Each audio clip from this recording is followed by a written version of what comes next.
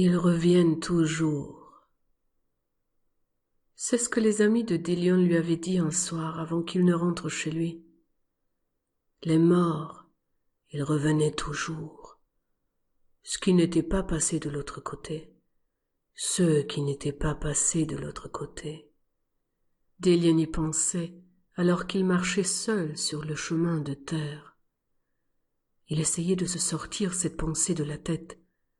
Il essayait d'allonger le pas. Il était déjà en retard. Il ne voulait pas être plus en retard et avoir des problèmes.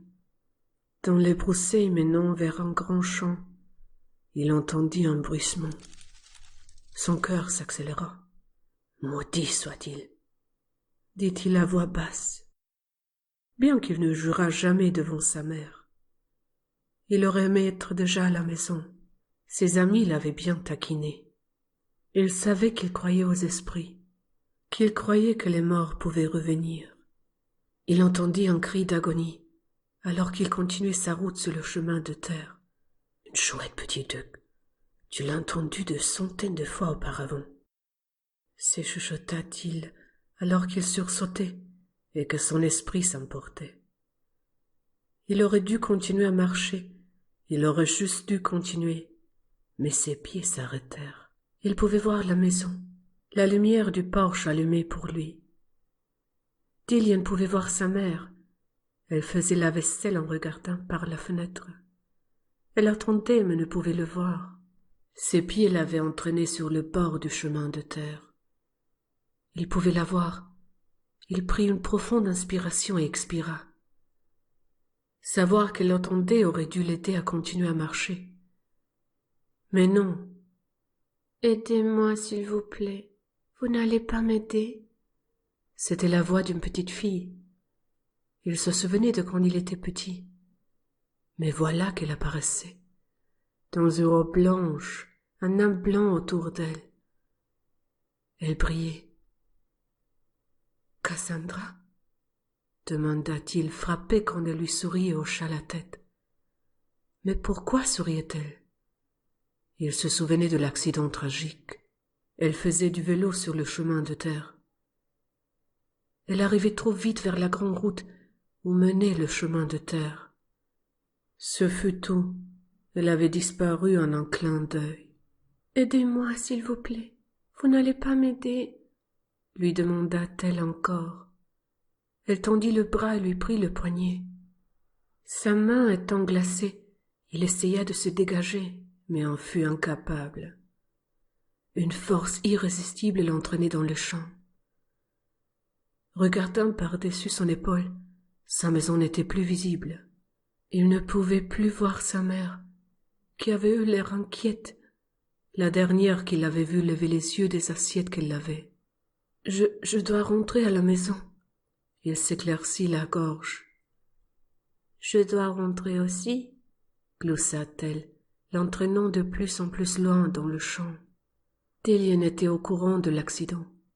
Il ne l'avait pas vu. Personne ne l'avait vu. Seulement elle et le conducteur. « Il l'a fait exprès » murmura-t-elle. « Fait quoi ?» Dillion était confus.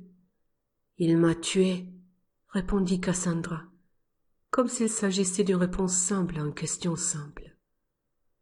C'est alors que Dillion vit la cabane délabrée. C'est comme si elle était apparue de nulle part.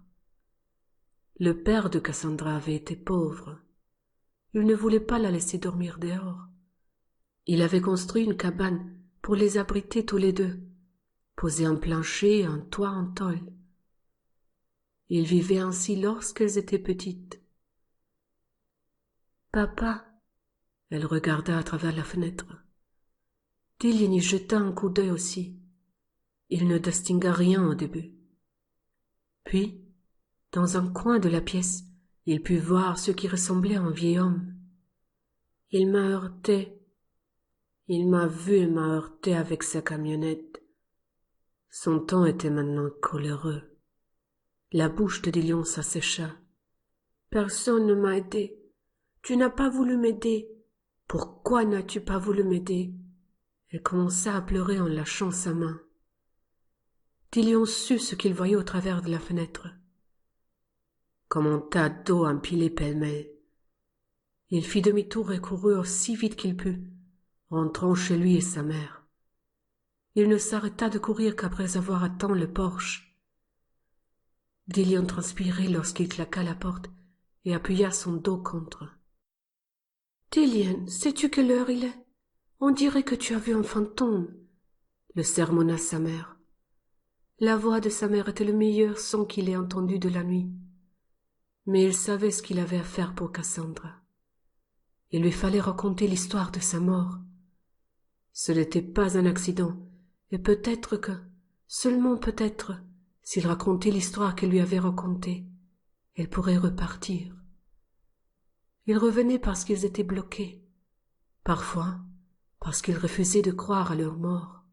Cette nuit-là, Dillion s'allongea dans son lit, les yeux rivés vers le plafond. Il savait comment il allait l'aider. Elle l'avait laissé partir pour une raison. Il avait un but, l'aider comme elle le voulait. « Je vais t'aider, Cassandra. Je vais rétablir la vérité, » murmura-t-il. Dillion ne trouva pas le sommeil cette nuit-là. Il continuait à l'entendre glousser et jouer, chevauchant son vélo de plus en plus rapidement en direction de la grande route. Fin.